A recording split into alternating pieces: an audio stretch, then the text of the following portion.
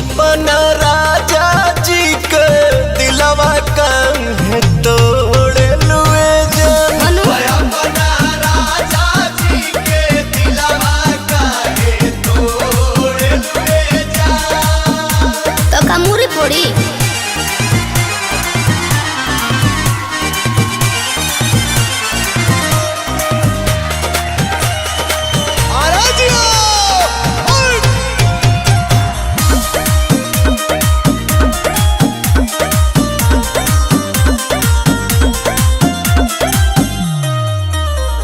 Suit लेके आई के किन दी साड़ी, चलो बैठा चालू कर देनी गाड़ी हो, कर देनी गाड़ी। हाँ तो सुनो, अरे लोहिलो ना जाई के बजारे हो रे कोसरे बोलम, झूठो हूँ कहेला ये सवारे हो हमर करे बोलम। मलकिनी हो कहो मोथ पनाया चारा ओढ़े लुए जान, माथा पनाया चारा ओढ़े लुए जान।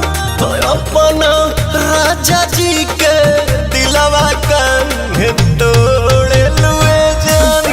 अपना राजा जी के दिलवा काहे तोड़े लुए जान।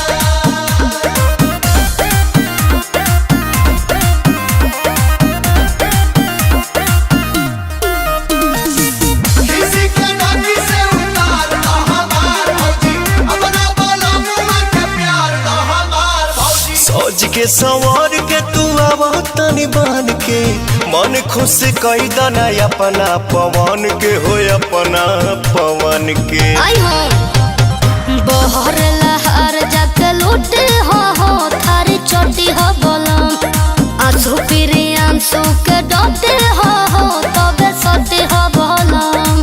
अच्छा तो का तो बेरी बेरी मुहावा मोड़े लुए जान, बेरी बेरी मुहावा मोड़े लुए जान। गाड़ी उतारी कि अपना राजा जी के दिलवा काहे तोड़े लुए जान।